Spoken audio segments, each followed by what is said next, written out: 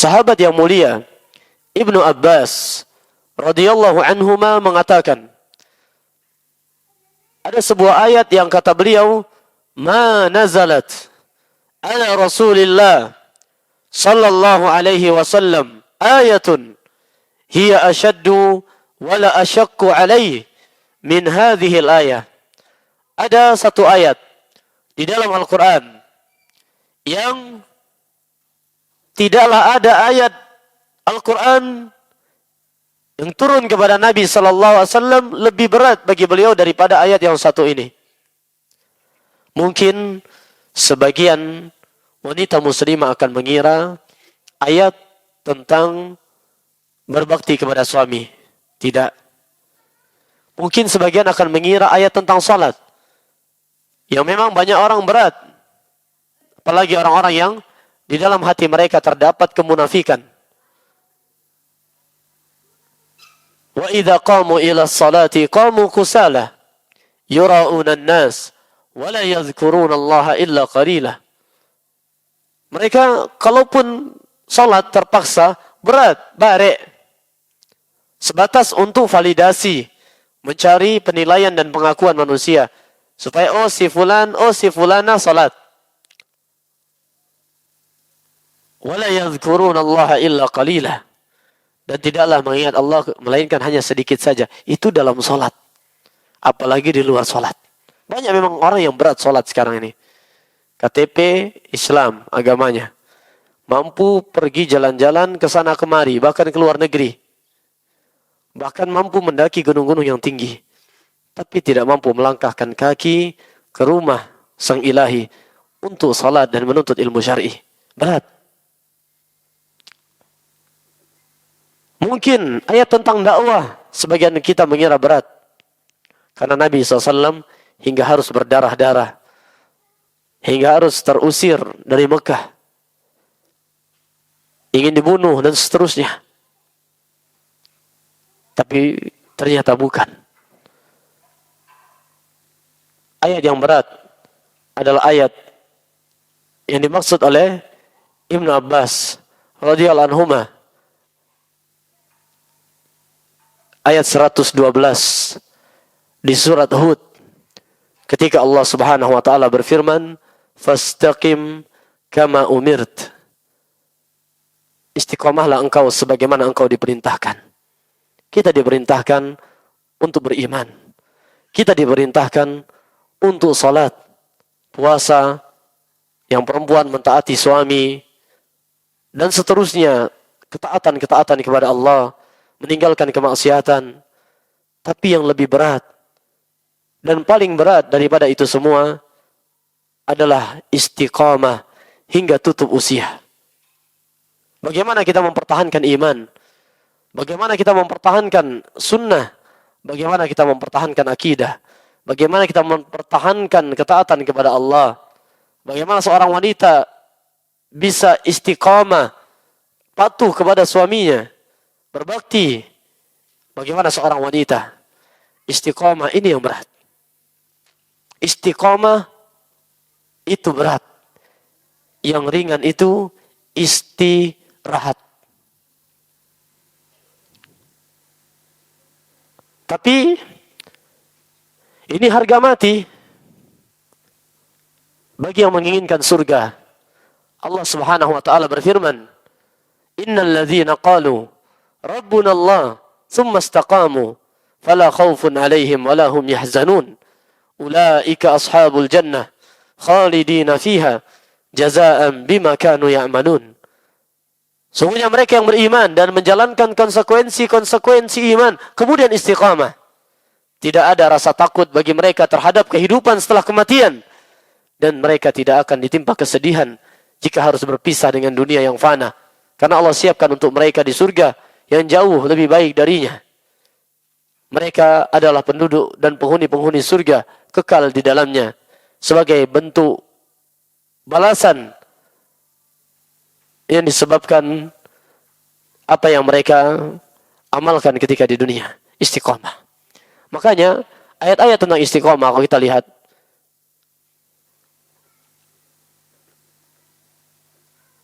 yang paling berat dan jelas adalah ayat 112. Karena memang memakai uslub fi'il amr, perintah, fastaqim. Bagi yang belajar ilmu usul fikih, al-asal fil amr yaqtadil wujub. Hukum asal pada perintah, terlebih perintah Al-Quran, perintah dalam sunnah Nabi SAW, hukum asalnya wajib. Menunjukkan bahwa istiqamah adalah harga mati. Oleh karenanya, ketika ada salah seorang sahabat datang kepada Nabi SAW, "Ya Rasulullah, kulli fil islami qawlan, la as'alu anhu ahadan ghairak." Wahai Rasulullah, sampaikan kepada aku sesuatu yang aku tidak akan bertanya kepada seorang pun setelah engkau, wahai Rasul. Apa kata Nabi SAW? Qul amantu billah thumma istaqim. Berimanlah kepada Allah. Kemudian istiqomahlah. Kemudian istiqomahlah. Lalu bagaimana jika kita telah mengetahui dari ucapan Ibnu Abbas radhiyallahu anhuma bahwa istiqomah itu berat. Bahkan ini ayat yang paling berat. Semua ayat perintah di dalam Al-Quran, semua ayat larangan agar kita jauhi. Yang paling berat, yang lebih berat adalah bagaimana kita istiqomah, menjalankan perintah, meninggalkan larangan, hingga hembusan nafas terakhir.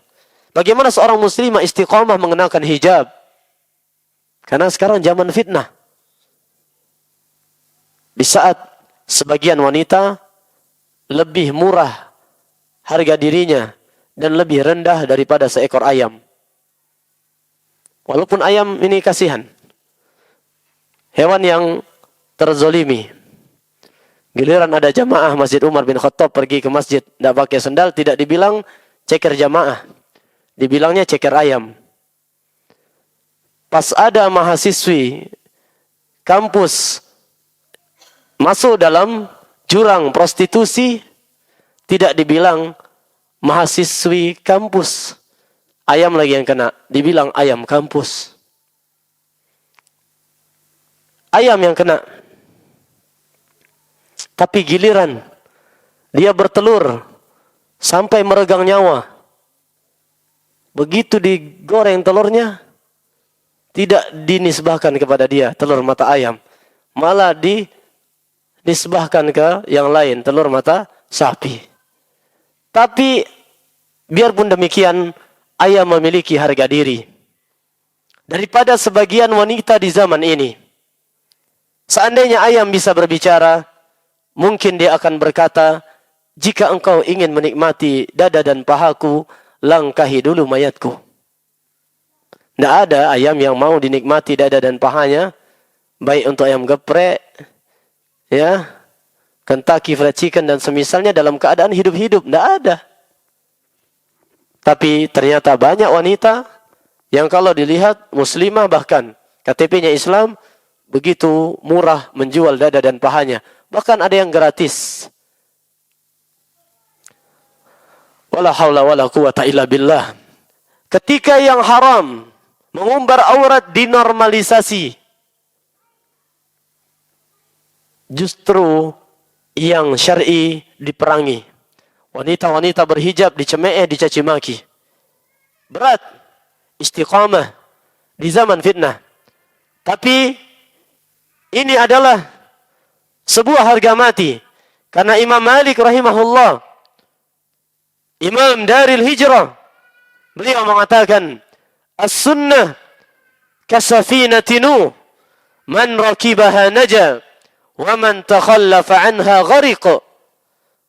Bahtera sunnah, berpegang teguh dengan sunnah di zaman fitnah, seperti bahtera Nabi Nuh.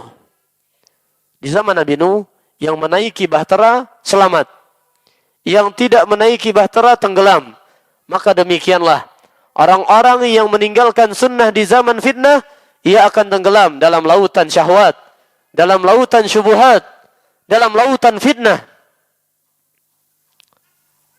Istiqamah adalah sebab untuk meraih surga Allah Subhanahu wa taala. Dan Syekhul Islam Ibnu Taimiyah rahimahullah mengatakan, a'zamul karamah luzumul istiqamah. Di zaman fitnah itu, karamah terbesar dari Allah Subhanahu wa taala untuk seorang hamba yang beriman adalah ketika dia meniti titian jalan keistiqomahan. Titian jalan istiqamah. Ketika Allah anugerahkan kepadanya istiqamah di zaman fitnah, di saat fitnah begitu bergejolak. Oleh karenanya, kalau kita perhatikan bahtera Nabi Nuh, yang kata Imam Malik rahimahullah seperti sunnah di zaman fitnah. Man raqibaha naja, wa man takhallafa anha gharik. Pertanyaan, bagaimanakah bahtera itu berlayar? Allah gambarkan dalam surat Hud, wa hiya tajri bihim fi maujin kal jibal. Bahtera Nabi Nuh berlayar melewati ombak dan badai yang menerjang.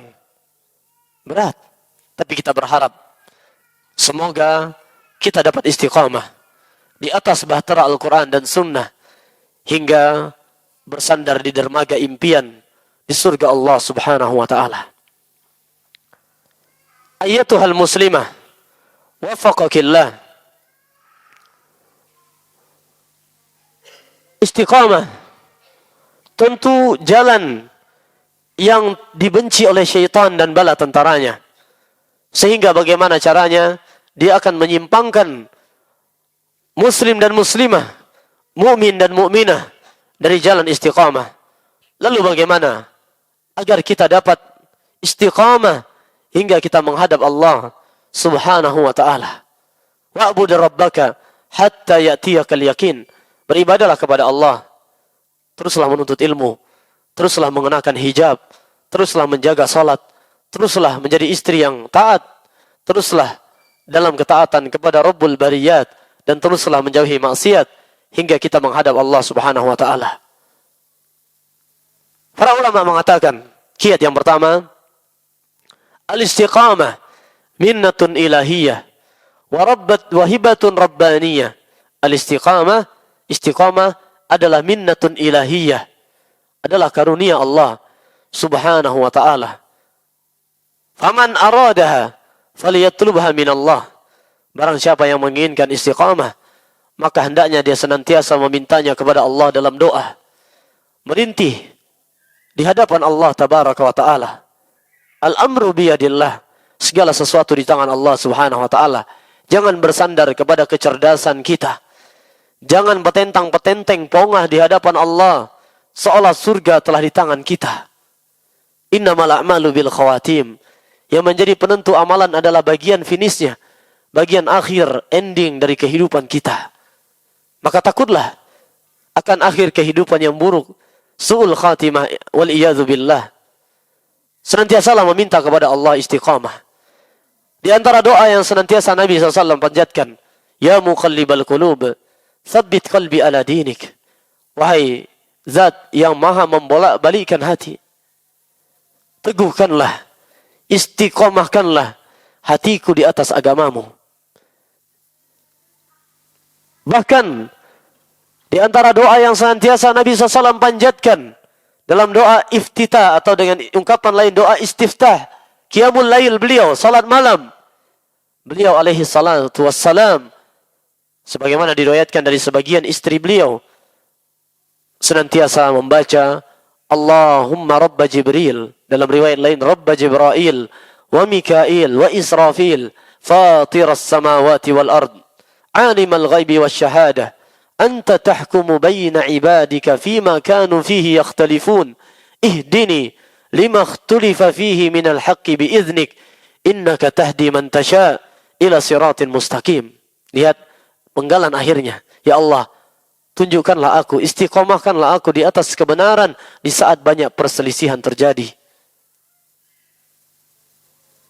Nabi SAW senantiasa meminta kepada Allah, bahkan di keheningan malam.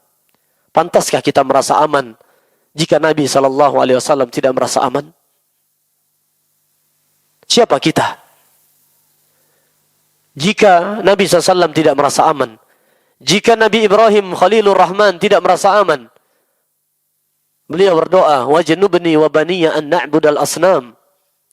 Al-Imam Ibrahim At-Taimi rahimahullah ketika menyebutkan tafsir dari ayat ini, doa Nabi Ibrahim dalam surat Ibrahim, Beliau mengatakan, "Wa man ya'manul bala ba'da Ibrahim?" Siapakah yang pantas merasa aman setelah Nabi Ibrahim tidak merasa aman?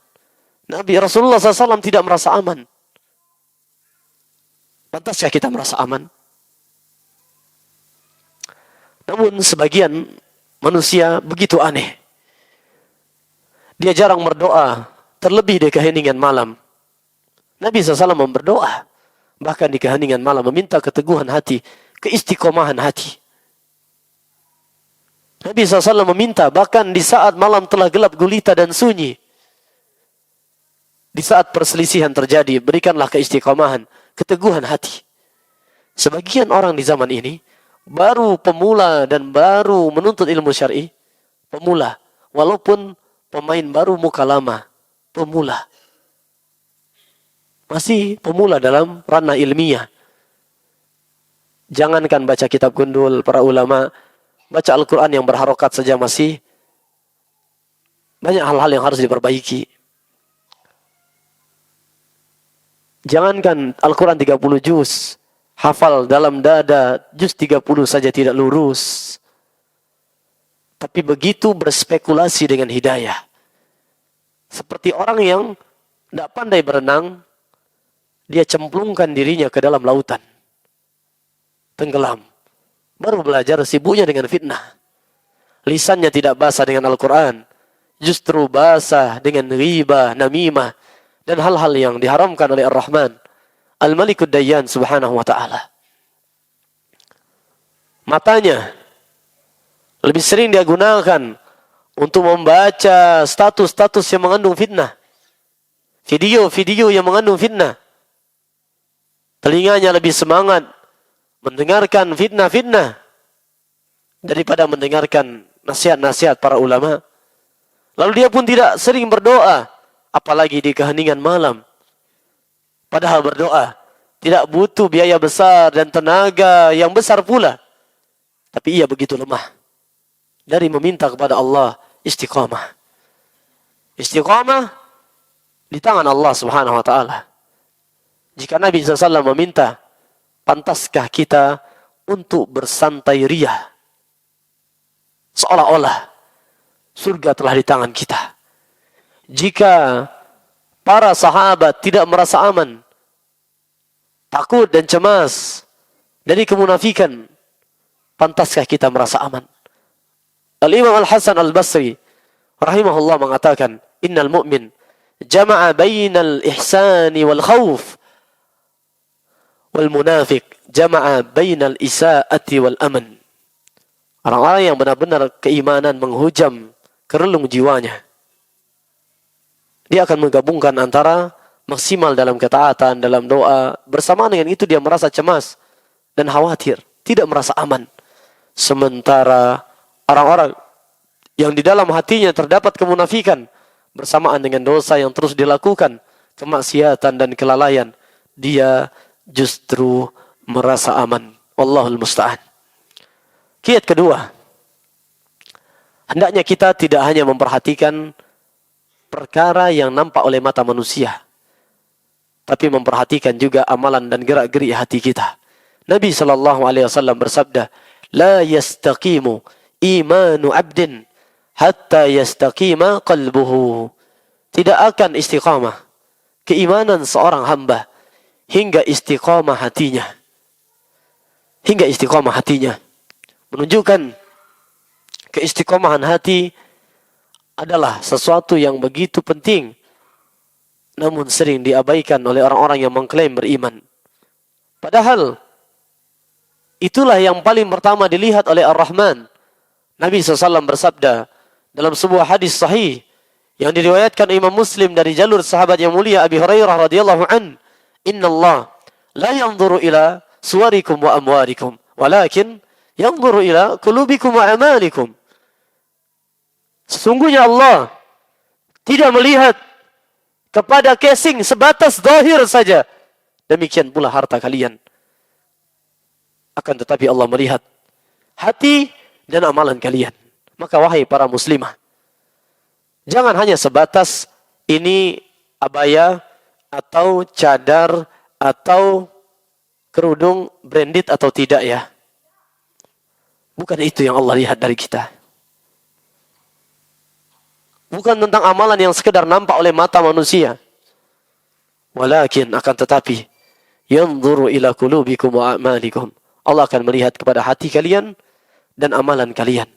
Didahulukan hati bahkan sebelum amalan. Ini yang menjadikan Abu Bakar manusia terbaik setelah para nabi dan rasul alaihimus salatu wassalam. Walaupun secara amalan sebagian orang-orang munafik lebih wow. Sampai Allah berfirman, "Wa idza ra'aitahum tu'jibuka ajsamuhum." Jika engkau melihat mereka wahai Rasul, sekelas Nabi SAW pun bisa sampai terpukau dan terpesona.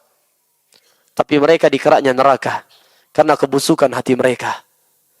Hanya menampakkan penampilan cadar, kerudung ketika di majelis taklim, tapi menjadi sahabat iblis ketika sedang bersendirian. Maka tentang bagaimana engkau wahai muslimah di hadapan Allah, bagaimana hati yang Allah lihat darimu, bagaimana amalan yang dilihat Allah Subhanahu wa taala darimu, bukan sebatas bagaimana fashion, bagaimana penampilanmu, demikian pula hartamu. Ayyatuhal muslimah, wafaqakillah. Lihatlah, renungkan bagaimana di antara doa Nabi Ibrahim Khalilur Rahman alaihi salam, wala tukhzini yauma yub'atsun yauma la yanfa'u malu wala banun illa man atallaha biqalbin salim. Ya Allah, jangan engkau hinakan aku di hari di saat seluruh manusia dibangkitkan, di hari tidak lagi bermanfaat harta benda dan keturunan kecuali hamba yang menghadapmu membawa hati yang selamat, membawa hati yang selamat. Illa man atallaha biqalbin salim. Dan di antara doa yang sering dipanjatkan oleh Nabi Muhammad sallallahu alaihi wasallam, Allahumma inni as'aluka qalban salimah. Ya Allah, aku memohon kepadamu hati yang selamat. Aku memohon kepadamu hati yang selamat. Lihat di dalam Al-Quran, tidak ada satupun surat yang diawali dengan 11 sumpah kecuali hanya satu surat saja. Diawali dengan 11 sumpah. Dan uslubul qasam, kata para ulama, ketika Allah bersumpah, menunjukkan yang akan disampaikan setelahnya begitu memiliki urgensi. Dengan dalam uslub bahasa Arab, kalau orang bersumpah saja, wallahi misalkan, itu pasti untuk sesuatu yang setelahnya yang penting. Itu asalnya. Gak boleh sembarang-sembarang diumbar sumpah. La taj'alullaha urdatan liaimanikum. Jangan jadikan Allah permainan sumpah kalian. Ndak. Jangan dikit-dikit wallahi ini ndak. Kalau sudah wallahi, tallahi, billahi atau yang semisalnya, menunjukkan apa yang akan disampaikan setelahnya begitu urgent. Jika itu makhluk, lalu bagaimana jika Allah yang bersumpah? Dan Allah bersumpah dengan apa saja di antara makhluknya. Adapun makhluk tidak boleh bersumpah kecuali dengan nama dan sifat Allah. Orang yang bersumpah dengan selain Allah, dia jatuh dalam kesyirikan. Kata Rasul SAW, Man halafa bi ghairillah, faqad kafara aw asyrak. Barang siapa yang bersumpah dengan selain Allah, dia terjatuh perbuatannya, ucapannya, dalam ucapan kekufuran atau kesyirikan. Walaupun demi Rasulullah, tidak boleh. Karena Rasulullah bukan Allah, bukan Tuhan. Banyak di luar sana orang yang, sampai ada yang LC gelarnya, lucu. Khutbah Id demi Allah, demi Rasulullah. Perkara sederhana dalam agama dia tidak tahu. La haula wala quwata illa billah. Tidak boleh. Baik, kembali lagi. Tidak ada kecuali di satu surat dalam Al-Quran yang Allah awali dengan 11 sumpah. Yaitu dalam surat Asy-Syams. Wasyamsi wa duhaha. Ada 2 di situ. Wal qamari idza talaha, 1 jadi 3. Wan nahari idza jallaha, 4. Wal laili idza yaghshaha, 5. Kamu tadi hafal ya? Siapa namanya? Itu yang siapa namanya? Hafal surah Asy-Syams? Tadi bisa tadi. Baik, tadi sudah wasyamsi wa duhaha, itu 2 karena ada huruf ataf. Wasyamsi wa duhaha. Berarti itu 2. Wal qamari idza talaha, 3. wan nahari idza jallaha. 4, wal laili idza yaghshaha. 5, was samai wa ma banaha. 2, berarti di 7, wal ardi wa ma tahaha. Tambah lagi 2, jadi 9, wa nafsi wa ma sawaha. Tambah lagi 2, jadi 11. Fa alhamaha fujuraha wa taqwaha. Setiap jiwa ada potensi untuk fajir, fasik, tapi juga ada potensi untuk bertakwa. Tergantung kita pilih jalan yang mana. Inna hadainahu sabila imma syakira wa imma kafura. Setelah itu apa yang akan Allah sampaikan? Qad aflaha man zakkaha wa qad khaba man dassaha. Sungguh beruntung seseorang yang membersihkan hatinya. Sungguh beruntung seseorang yang memperhatikan jiwanya, kebersihan hatinya dari noda-noda. Wa qad khaba man dassaha.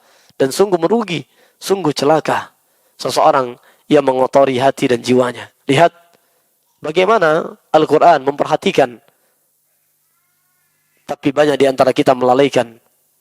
Hanya sebatas dengan apa yang nampak oleh manusia. Idza istahyaiti min nadhari makhluqin mithliki ila wasakhi thawbiki fastahi min nadhari Allah ila qalbiki wa fihi ihanun wa balaya wa dhunubun wa khataya. Jika engkau wahai wanita muslimah malu terhadap pandangan makhluk yang hina sepertimu, jika kotor pakaianmu. Wanita muslimah biasanya memperhatikan sekali pakaian. Kalau ada misalkan kotoran ayam atau kotoran anaknya, misalkan lagi diare di abayanya, pasti dia akan malu, dia akan bersihkan. Maka malulah terhadap penglihatan Allah terhadap hatimu jika di dalamnya terdapat banyak kotoran. Hati yang dipenuhi dengan prasangka buruk kepada sesama mukminah, hati yang dipenuhi dengan prasangka buruk kepada Allah, semakin lama mengaji bukannya mudah menangis, semakin lembut hati justru semakin mengeras. Dulu di awal-awal mengaji mudah menangis karena Allah. Sekarang semakin lama mengaji justru semakin mengeras hati. Alam ya'ni lil ladzina amanu an takhsha'a qulubuhum li dzikrillah wa ma nazala minal haqq wa la yakunu kal ladzina utul kitaba min qabl fatala 'alaihimul amadu faqasat qulubuhum wa katsirun minhum fasiqun. Bukankah telah tiba saatnya bagi orang-orang yang beriman, mukmin dan mukminah, untuk khusyuk hati mereka karena mengingat Allah dan karena Al-Quran. Janganlah mereka menyerupai orang-orang ahlul kitab sebelum mereka yang semakin lama mengaji justru semakin mengeras hati, dan banyak di antara mereka yang fasik. Banyak di antara mereka yang fasik. Nas'alullah salam wal afiyah. Di manakah air mata yang mudah mengalir? Di awal-awal mengaji dulu. Di manakah hati yang mudah terenyuh ketika awal-awal hidayah menyapa relung jiwa itu? Tapi sayang, banyak di antara kita latah. Hanya, pas lakukan ketaatan, sampai pas pergi umrah, sibuk selfie. Kuni salafiyah, wala takuni selfiyah.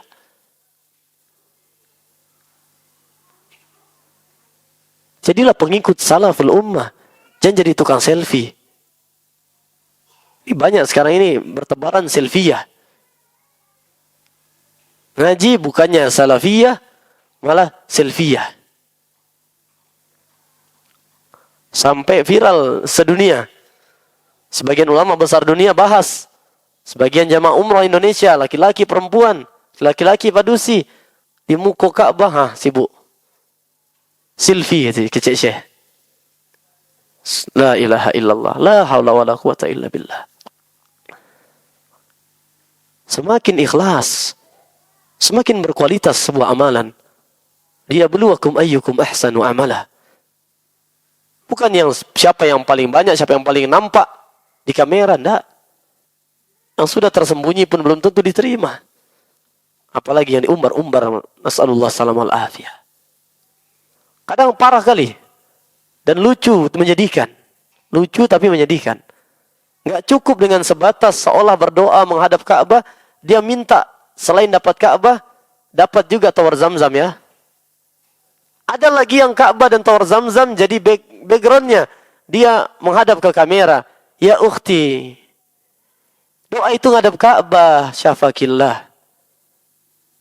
La ba'sa tahurun insyaallah. Saki amat itu.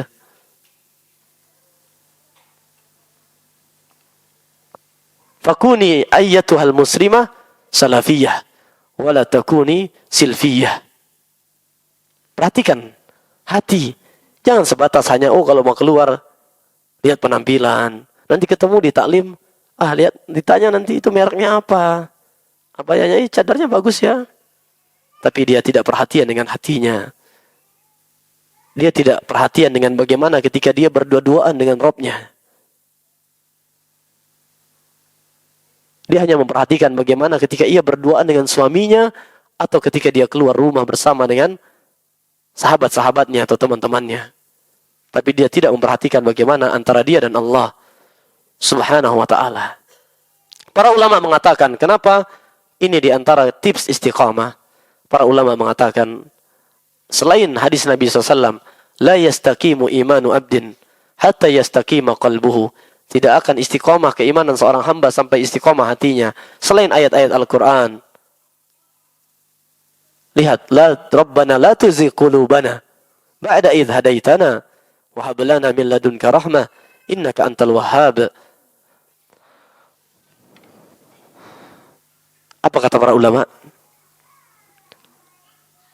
Hadis Nabi SAW. Ala wa inna fil jasadi mudghah. Idza salahat salahal jasadu kulluh. Wa idza fasadat fasadal jasadu kulluh. Ala wa hiyal qalb. Ketahuilah bahwasanya dalam tubuh setiap hamba itu ada segumpal daging yang apabila itu baik-baik seluruh amalan anggota badan yang lain. Kalau rusak dan buruk pula anggota badan yang lain dalam amalan dan semisal. Itu adalah hati. Apa kata para ulama ketika melihat sebagian orang tergelincir di penghujung jalan? Ibadatul khalawat min asbabil intikasat. Astaghfirullah. Ibadatul khalawat min asbabil thabat wa dhunubul khalawat min asbabil intikasat. Ibadah yang dilakukan ketika sedang bersendirian. Ini di antara sebab keistiqomahan dan dosa. Dosa yang dilakukan ketika sendirian, ini di antara sebab berbalik arah di penghujung jalan. Ya, ini jadi poin ketiga dalam pembahasan kita. Tips yang ketiga setelah memperhatikan amalan hati adalah memperhatikan bagaimana ketika kita sedang sendirian.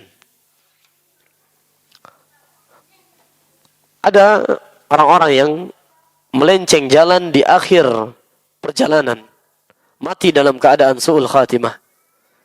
Di antara contoh nyata di zaman ini adalah Abdullah Al-Qasimi, tapi para ulama lebih menyebutnya dengan Abdullah Al-Qusaimi dengan tasghir.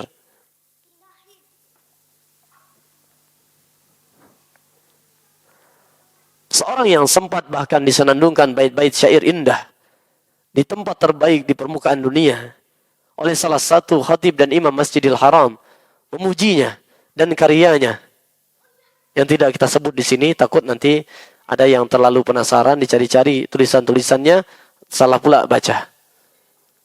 Salah satu tulisannya begitu luar biasa membantah pemikiran Trinitas,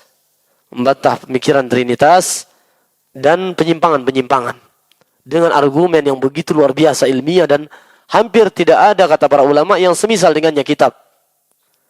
Tapi di akhir kehidupannya, karena terlalu fuduli, akhirnya terlalu semua hal ingin diurusi, dan nanti ada poin berikutnya, salah pergaulan dan seterusnya, terlalu kepo dan seterusnya, akhirnya dia mati dalam keadaan ateis. Bahkan di sebagian tulisan-tulisan di akhir hidupnya, dia mengingkari keberadaan Allah. Ya muqallibal qulub, tsabbit qulubana ala dinik. Wa ya musarrifal qulub, sarrif qulubana ala ta'atik. Jika demikian kondisi, pantaskah kita untuk kemudian tidak memperhatikan hal ini? Para ulama mengatakan penting mengambil pelajaran dari kisah-kisah yang seperti itu. Bagaimana ketika kita sedang tidak terlihat oleh mata manusia. Bahkan dinukilkan dari banyak sekali kita para ulama tentang seorang muadzin. Yang di zaman itu kalau mau azan naik ke menara. Pada suatu hari dia tidak menjaga pandangannya. Nampak seorang wanita cantik. Lalu kemudian dia pun tergoda. Dia datangi dan ternyata wanita itu seorang Nasraniyah. Lalu kemudian dia pun ingin mempersuntingnya. Dan syarat dari keluarga wanita, dia harus pindah agama. Akhirnya dia gadaikan agamanya karena dalam kesendirian dia tidak menjaga matanya. Padahal dia adalah selama ini orang yang mengumandangkan azan yang suaranya terdengar di mana-mana. Lalu dia pindah agama. Dan singkat cerita ia menikah dengan wanita yang telah membuatnya tergoda. Di malam pertama, dia pun naik ke atap untuk membenarkan atap yang bocor. Lalu dia terjatuh dan meninggal dunia.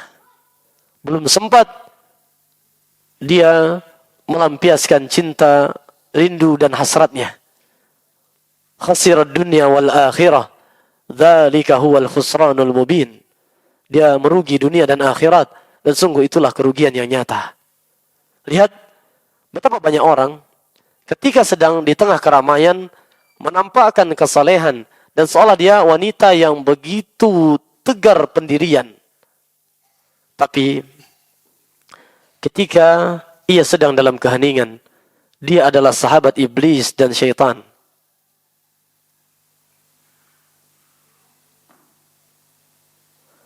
La haula wala quwata illa billah.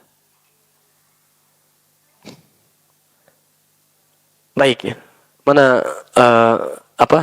tim media tadi? Nggak streaming ini? Nggak ya? Nanti Anda tadi minta nggak di streaming ya? Oke. Saya punya kisah, dan ini kisah nyata.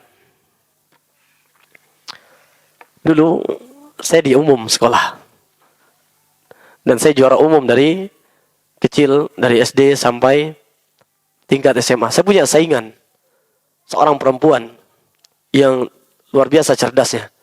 Saingan terberat ketika itu di sekolah. Dan waktu masih umum, dia kepribadian yang begitu luar biasa. Saya tidak sebut nama, hanya untuk menjadi pelajaran kisahnya. Dia bahkan di sekolah umum ketika itu, dengan jilbab besarnya, ia pun rajin menjaga sholat dan puasa. Bahkan puasa sunnah. Tidak mau bersentuhan dengan lawan jenisnya. Sesuatu yang luar biasa. Ternyata begitu kami satu sekolah lagi di jenjang SMA, dia jauh tertinggal. Yang biasanya di rentetan juara umum sekolah, dia tidak ada di daftar seperti biasanya. Singkat cerita, terjadi dia hamil di luar nikah. Lihat bagaimana seorang wanita yang begitu lemah. Meskipun ia adalah fitnah terbesar. Di saat Allah berfirman tentang fitnah syaitan, inna kaida syaitani kana dha'ifa. Sesungguhnya fitnah dan godaan syaitan itu lemah. Kalau kita kuat dan berlindung kepada yang maha kuat, syaitan tidak akan mampu menggoyahkan kita. Dia hanya akan berhasil di saat kita lemah, lalai dari mengingat Allah. Tapi ketika menyebutkan tentang fitnah wanita, inna kaidakunna azim. Sesungguhnya fitnah kalian, wahai para wanita, begitu dahsyatnya. Tapi dia lemah. Ada lagi yang karena CLBK. Cinta lama belum kelar. Bukan bersemi kembali. Memang belum kelar di masa lalunya. Sehingga terjadi perselingkuhan yang berasal dari wanita bercadar. Ini kan enggak streaming, saya terang-terangan. Maka wahai para wanita, jadilah duta dakwah jika di luar. Jangan membuat wanita-wanita di luar sana membenci cadar dan sunnah gara-gara kalian. Jadilah duta dakwah. Seharusnya semakin bercadar, semakin menampakkan akhlak yang mulia. Semakin bercadar, semakin tidak liar lisannya. Semakin bercadar, semakin peka terhadap lingkungan sekitarnya. Menasihati tidak karek kayu, sebagaimana dia ingin jika itu diperlakukan kepadanya. Tapi banyak orang yang demikian, justru ketika dia sedang sendirian, dia adalah sahabat setan. Mudah berinteraksi, chat-chatan dengan laki-laki yang tidak halal baginya. Ini sebab melenceng dan husu'ul khatimah di penghujung jalan. Ibadatul khalawat min asbabi thabat wa dhunubul khalawat min asbabil intikasat. Ibadah yang kita lakukan, menangis, merintih ketika sedang sendirian, ini sebab di antara sebab keistiqomahan. Makanya Allah puji di dalam Al-Quran, innal ladzina yakhshawna rabbahum bil ghaib lahum maghfiratu wa ajrun kabir. Di surat Al-Mulk ayat 12 di juz 29 halaman 562 sebelah kiri paling bawah. Sungguhnya mereka yang bertakwa kepada Allah, bahkan di saat sedang sendirian tidak ada manusia yang melihat, Allah siapkan ampunan dan pahala yang besar. Ini yang juga dipuji dalam surat Qaf. Wa uzlifatil jannatu lil muttaqina ghayra ba'id. هذا ما توعدون لكل أواب حفيظ من خشي الرحمن بالغيب وجاء بقلب منيب ادخلوها بالسلام ذلك يوم الخلود لهم ما يشاءون فيها ولدينا مزيد. Yang Allah siapkan surga untuk siapa? لكل أواب حفيظ. Siapa mereka? Man khashiyar rahmana bil ghaib. Seorang hamba. Lihat man pakai isim, atau di sini dia man, intinya mau dia isim syarat, mau dia isim mausul. Di sini menggunakan isim mausul. Intinya man di sini, dan juga karena dia isim mausul, memberikan faedah umum. Siapa saja, mau orang Arab Saudi, mau Arab Nengendi, Arab maklum, siapapun dimanapun, tapi dia bertakwa kepada Allah. Di saat bahkan tidak ada manusia yang melihatnya. Man khasyiyar rahmana bil ghaib wa jaa'a biqalbin munib. Ini yang Allah siapkan untuknya surga. Dan apa kata Nabi SAW? Di antara yang mendapatkan naungan di hari tiada naungan Allah, tiada naungan selain naungan Allah. Siapa? Rajulun dzakarallaha khaliyan fafadat aynah. Seseorang yang ketika mengingat Allah dan dosa-dosanya ketika sedang sendirian, lalu berlinang air matanya. Ini bukan yang justru ketika sedang sendirian menjadi sahabat iblis dan setan. Karena kita yang sesungguhnya tentang hakikat keimanan kita adalah bagaimana ketika kita sedang sendirian hanya antara kita dan Allah Subhanahu wa ta'ala. Disitulah nampak keimanan dan kemunafikan. Dan disitulah akan tersingkap kebenaran dan hakikat iman. Oleh karenanya, ayatuhal muslimah wafaqukillah, ketika Nabi SAW menjelaskan salah satu kondisi penduduk neraka, di saat mereka sholat, mereka juga puasa, bahkan amalan-amalan yang lainnya. Kenapa disiksa dengan luar biasa? Amalan-amalannya habaan mansura, seperti debu-debu yang berterbangan. Lalu Nabi tegaskan, walakinnahum aqwamun idza khalau bimaharimillah intahakuha. Nah, mereka adalah orang-orang yang ketika sedang bersendirian hanya antara mereka dan Allah, mereka pun menerjang batasan-batasan Allah Subhanahu wa ta'ala. Maka perhatikan bagaimana ketika kita sedang sendirian. Idza aradti an ta'rifi qadra imaniki fanzuri nafsaki fil khalawat. Jika engkau wahai wanita muslimah ingin mengetahui kadar keimananmu yang sesungguhnya, maka lihatlah bagaimana ketika engkau sedang bersendirian hanya engkau dan Allah Subhanahu wa ta'ala. Bagaimana engkau dengan Al-Quran?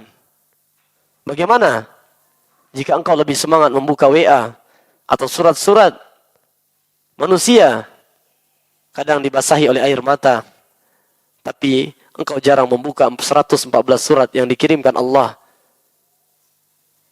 dengan penuh kerinduan kepadanya, maka sungguh cinta dan rindumu palsu.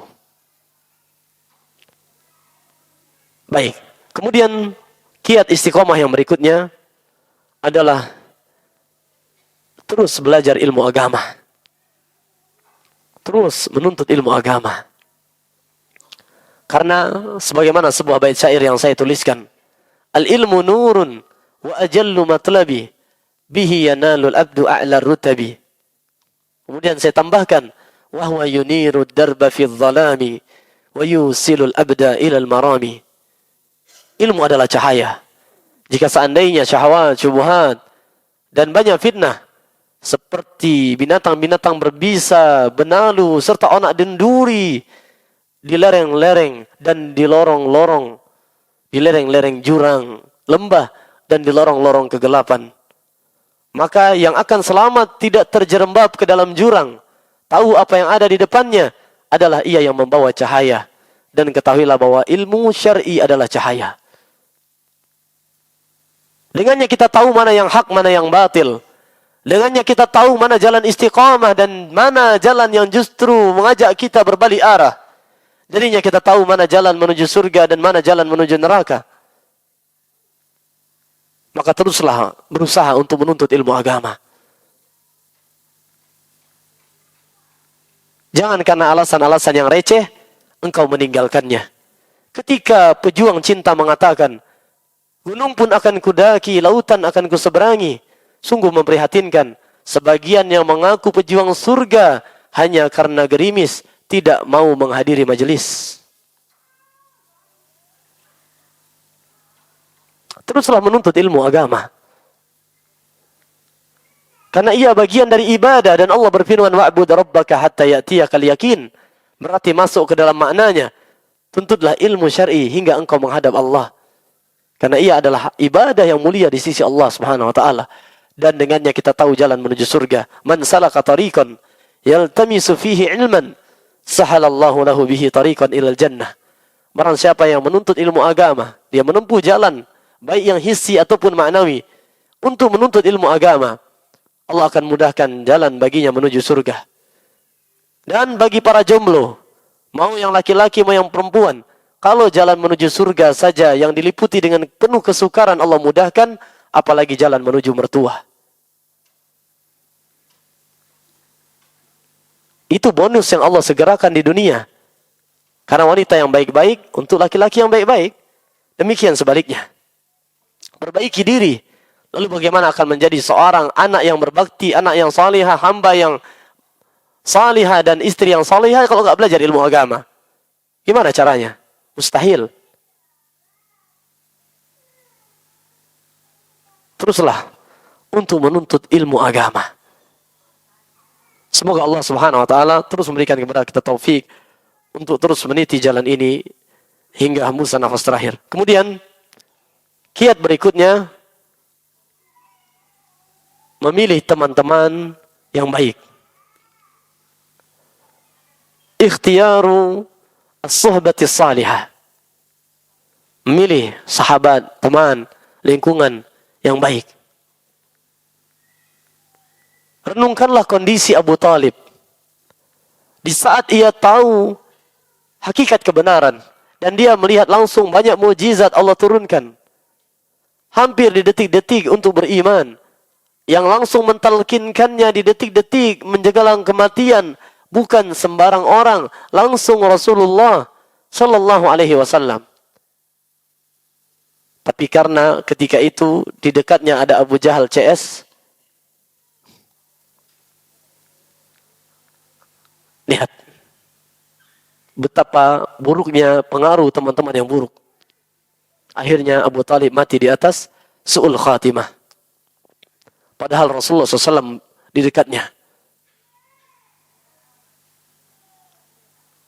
Kemudian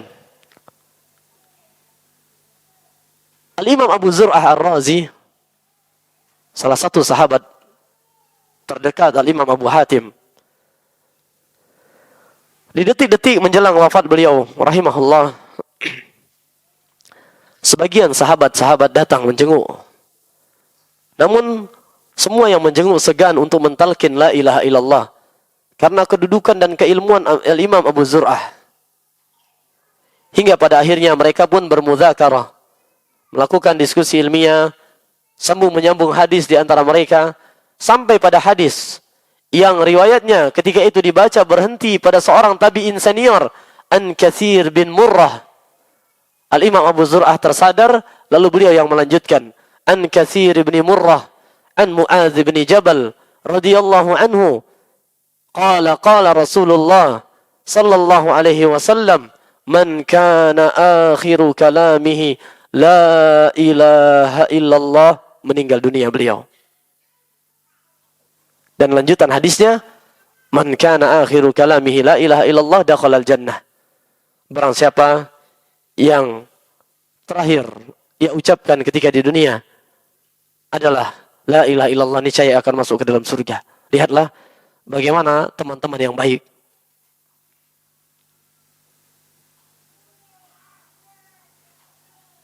Mereka yang akan mendoakan kita ketika kita telah tiada. Mereka yang akan berjajar di shaf untuk menyolatkan kita dan mengurus jenazah kita sesuai dengan sunnah. Jangan berspekulasi dengan hidayah. Sebagian orang, nih koncoare saja kete. Lihat Umar bin Khattab. Lihat Abu Bakar. Emang Umar tetap dengan Abu Jahal CS? Kan enggak. Ganti circle, ganti lingkungan. Kalau memang ingin hijrah juga lingkungannya. Jangan sampai justru kita yang terwarnai. Karena kita lihat, fakta membuktikan, tidaklah ada pecandu narkoba, melainkan karena bersahabat dengan pecandu atau bahkan bandar narkoba. Tidaklah ada yang candu berat rokok, melainkan karena dia bergaul sama tukang rokok. Tidaklah yang ada yang candu game online, melainkan karena dapat dari orang-orang yang juga candu game. Dan banyak, silahkan kiaskan. Sehingga perhatikan siapa yang menjadi teman dekat kita.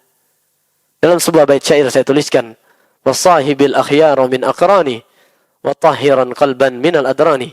Pilihlah teman-teman yang baik dan bersihkanlah hati dari noda-noda. Memilih teman adalah di antara sebab ikhtiar untuk menggapai keistiqomahan. Anil mar'i la tas'al wasal an qarinihi, fa kullu qarinin bil muqarani yaqtadi. Idza kunta fi qaumin fashab khiyarahum, wa la tashabil arda fatarda ma'ar radi. Tentang seseorang tidak perlu tanya banyak. Coba tengok sama siapa dia bergaul. Lihat dengan siapa dia bergaul. Karena biasanya seseorang itu akan mencocoki kebiasaan dan agama teman dekatnya. Sebagaimana yang Nabi SAW tegaskan, Al-mar'u ala dini khalilih. Seseorang itu sesuai dengan agama dan kebiasaan teman dekatnya. Falyanzur ahadukum man yukhalil. Maka hendaknya setiap kalian melihat siapa yang dijadikan teman dekat. Kalau cuma say hello, nice to meet you, sekedar cuma teman bermuamalah, boleh kok. Nabi SAW juga bermuamalah sama orang-orang Yahudi bahkan. Tapi untuk jadi teman dekat, jadi sahabat, ini yang harus diperhatikan. Makanya dalam lafaz-lafaz ayat, dalam lafaz-lafaz hadis, yang dipakai itu apa? Khalil, akhilla, jamak dari khalil, jalis, teman dekat. Yang dalam riwayat lain Nabi SAW bawakan perumpamaan, mathalul jalisis salih wal jalisis su kahamilil misk wa nafikhil qir. Permisalan teman yang baik itu seperti penjual minyak wangi. Imma an yuhdhiyak wa imma an tabta'a minh wa imma an tajida minhu rihan tayyibah. Bisa jadi dia kasih cuma-cuma gratis nih. Rami orang di balai, pakai parfum alai. Atau engkau membeli darinya. Atau minimal engkau mencium aroma semerbak wangi darinya. Artinya teman yang baik itu kadang tanpa dia berbicara, ketika kita sedang futur, lihat dia, Masya Allah. Dia menangis, dia sholat. Tanpa dia bicara, bahasa tubuhnya telah menjadi nasihat untuk kita. Tapi teman yang buruk, seperti seperti pandai besi, tukang besi. Bukan berarti nggak boleh bergaul sama orang yang keluarganya tukang besi, bukan. Ini perumpamaan. Karena Nabi SAW tegaskan, imma an yuhriqa thiyabak, wa imma an tajida minhu rihan muntinah. Dalam riwayat lain, khabithah. Karena bisa jadi kita terbakar atau pakaian kita, minimal kita cium bau yang nggak enak. Teman yang buruk begitu tuh. Akan memberikan pengaruh yang buruk dan dia bertahap. Ada yang langsung, ada yang bertahap. Terbawa. Kullu syai'in bi'angsurin. Dia berangsur-angsur. Terbawa pelan. Semakin terseret. Akhirnya, mulai biasa meninggalkan majelis taklim. Mulai terbiasa meninggalkan Al-Quran. Man taraka ma yanfa'uhu ma'al imkan. Ubtuliya bil istighali bima yadurruh. Wa hurrima al-amr al-awwal. Barang siapa yang terbiasa meninggalkan sesuatu yang bermanfaat untuk hatinya, agamanya. Padahal dia mampu dan ada waktu. Karena hal-hal receh. Tinggalkan. Akhirnya dia diberi ujian, musibah.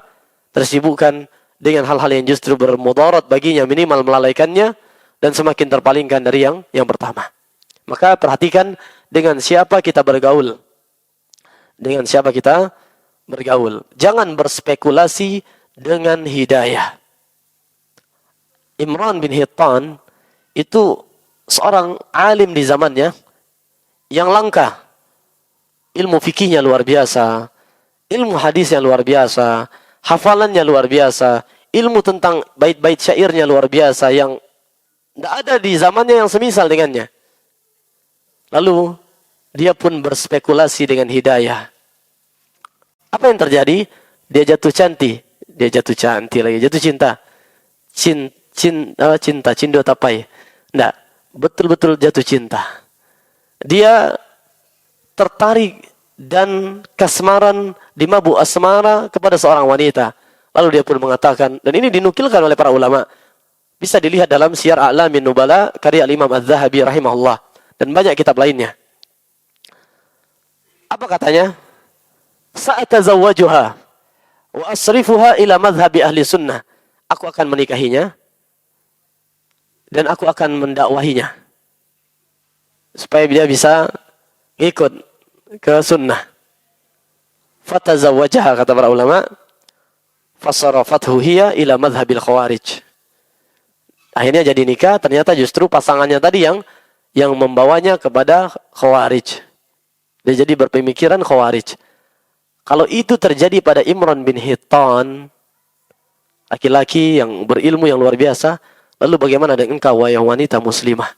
Jangan berspekulasi dengan hidayah, engkau lemah.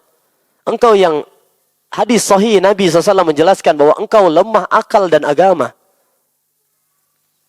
Jangan karena lihat ada laki-laki berspekulasi dengan hidayah. Nih, gagah bang tuh ya. Napa aja bang tuh salah. Ternyata akhirnya betapa banyak. Saya kenal ada beberapa orang yang hafal Quran, yang luar biasa. Ternyata sekarang kandas. Karena menikah dengan seorang laki-laki yang jauh dari agama. Yang orientasinya bukan agama dan akhirat. Menikahlah dengan laki-laki yang bisa menggandeng tanganmu menuju surga. Bersahabatlah dengan orang-orang yang mau membersamai setiap derap langkah menuju keridhaannya subhanahu wa ta'ala. Dan jangan berspekulasi dengan hidayah. Baik, di sana ada banyak sebab-sebab yang lain, kiat-kiat yang lain. Kita selesaikan. Kalau ada pertanyaan, silahkan dicicil pakai kertas. Barangkali ini yang lebih pas. Ada orang mau nanya malu. Nah, kalau pakai kertas kan nggak ketahuan. Di samping itu nggak pas rasanya kalau kita kemudian nanti khawatir jadi fitnah. Walaupun hukum asalnya suara wanita bukan fitnah. Dianya, badannya, tubuhnya itu yang aurat. Kalau dia keluar dihiasi oleh syaitan. Tapi kadang wanita lemah. Masih terbawa-bawa suasana. Kadang lupa firman Allah. Wala takhda'na bil qaul. Jangan mendayu-dayu. Sebagian perempuan lupa akhirnya di sesi tanya jawab ilmiah mendayu-dayu pula. akhirnya menjadi fitnah. Banyak ini kejadian. Ya, mendayu-dayu. Akhirnya menjadi fitnah.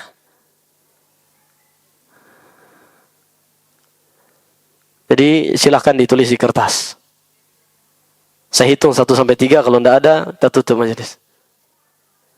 Dan saya hitung cepat. Tolong adik-adik, kalau ada pertanyaan nanti ambilin ya. Kalau ada kertas pertanyaan, ambilkan ya. Kalau nggak ada kertas, keterlaluan. Masa ia hadir di majelis, nggak ada yang bawa buku buat nyatat.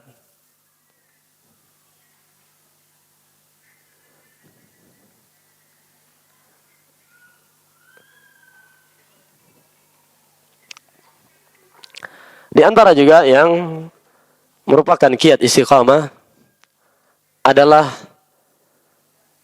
dekat dengan orang-orang yang berilmu. Sebagaimana kisah pembunuh 100 nyawa yang dia genapkan awalnya 99 jadi 100 dengan membunuh seorang ahli ibadah. Hanya gara-gara satu huruf, la. Ketika dia bertanya apakah masih ada taubat baginya, tidak katanya.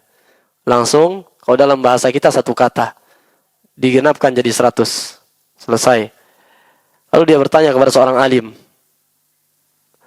innahu qatala mi'ata nafsin fahal lahu min taubah. Sungguh, dia telah membunuh 100 nyawa. Ada orang yang sudah membunuh 100 nyawa, apakah masih ada taubat baginya? Apa kata sang alim? Naam. Wa man yahulu bainahu wa baina taubah. Iya, siapa yang bisa menghalangi antara dia dan taubat? Walakin, nah ini dia. Ini manfaat dekat dengan orang yang berilmu. Akan tetapi, kata sang alim, intalik ila ardi kadha wa kadha. Fa inna biha unasan ya'budun Allah. Fa'budillah ma'ahum. Tapi, kau hijrahlah, pindah lingkungan. Ke sana, daerah sana itu banyak orang-orang saleh. Yang dekat kepada Allah, beribadalah dan beramallah bersama mereka. Wala tarji ila ardik. Fa innaha ardusu. Jangan balik ke lingkunganmu yang sebelumnya. Karena itu adalah lingkungan yang buruk.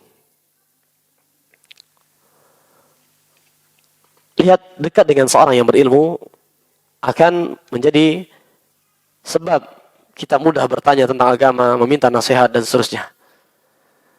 Dan ini yang menjadi sebab istiqomahnya Abu Bakar, Umar, Utsman, Ali dan para sahabat radhiyallahu anhum ajma'in.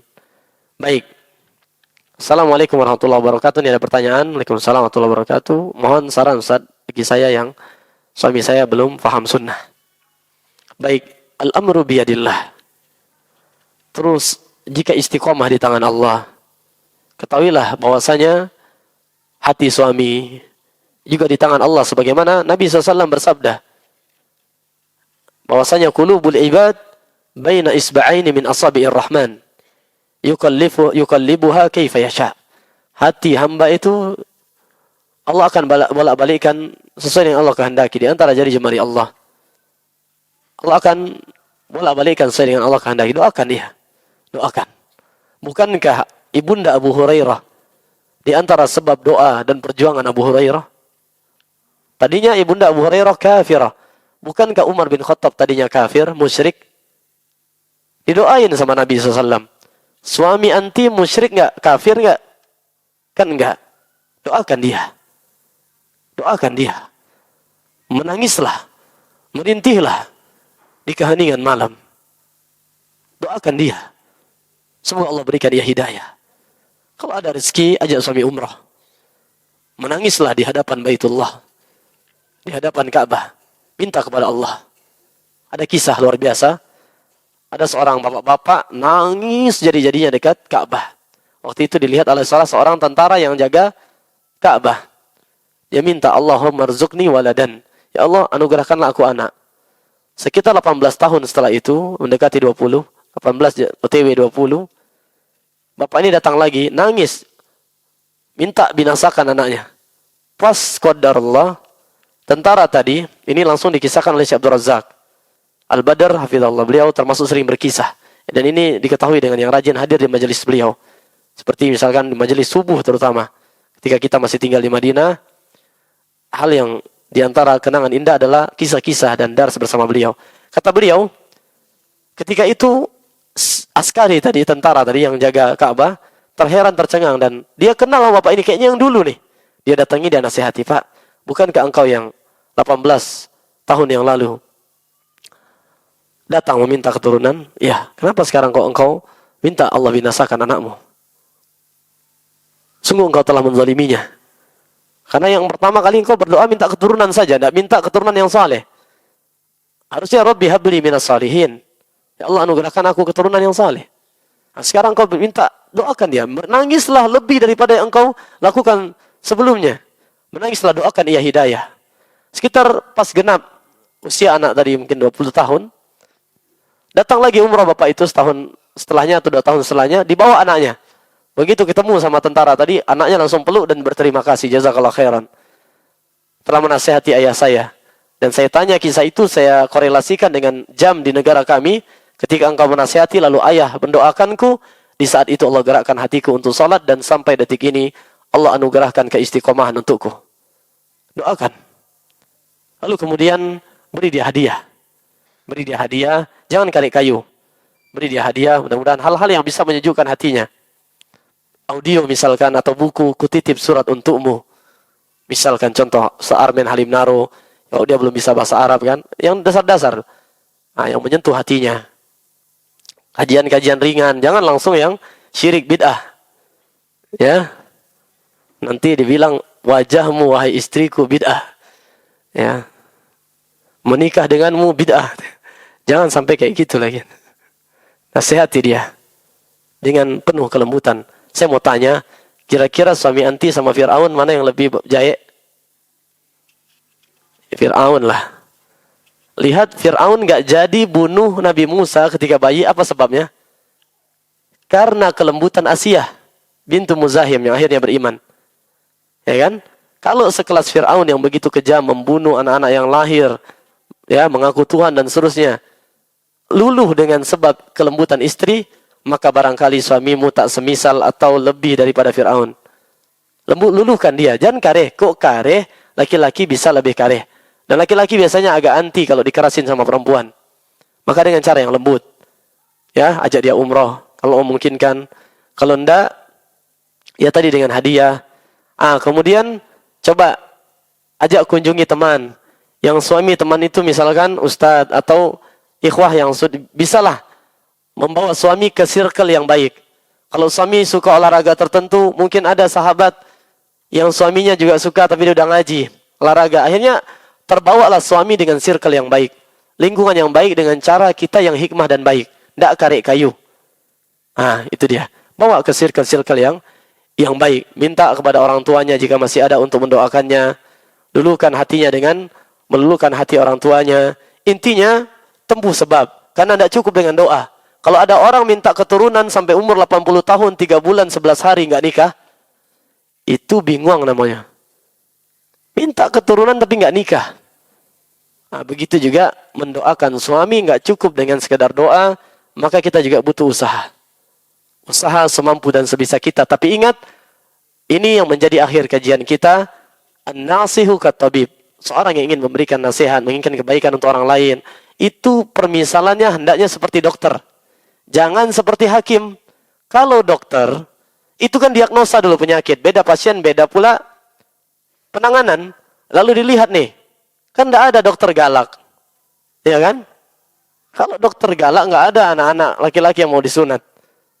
Ya, lembut sekali pakai ini kan. Nanti dapat hadiah ya. Sekarang sunat enggak pakai ini kok, enggak pakai gunting. Tenang, enggak disuntik. Dapat hadiah lagi. Padahal marketing. Padahal hadiah itu emang sudah udah include dari biaya sunat tadi sebenarnya. Dia lemah lembut sekali dengan cara yang ramah. Kalaupun memberi obat, dokter itu kadang pakai kapsul supaya obat yang pahit itu enggak terasa. Yang penting obat itu masuk dan bereaksi. Tapi kesembuhan di tangan Allah. Begitu juga kita. Kok ngasih nasihat, mendakwahi orang, pakai cara yang hikmah, sehikmah mungkin. Apa yang dia suka, bukan apa yang kita suka. Selagi itu bisa membawanya kepada sunnah dan kebaikan, selain mendoakannya.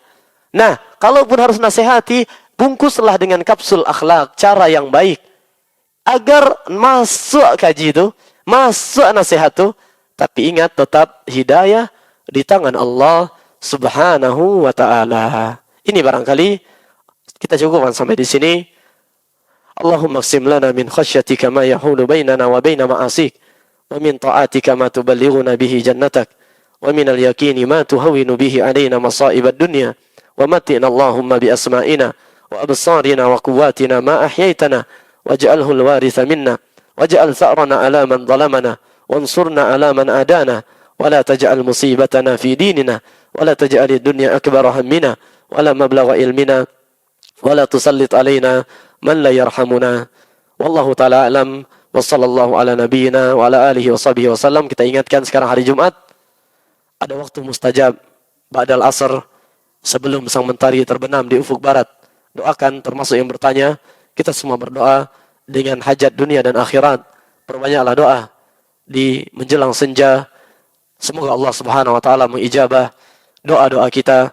Subhanakallahumma bihamdik, nashhadu an la ilaha illa ant, nastaghfiruka wa natubu ilaik, wa akhiru da'wana anil hamdulillahi rabbil alamin. Wassalamu alaikum warahmatullahi wabarakatuh.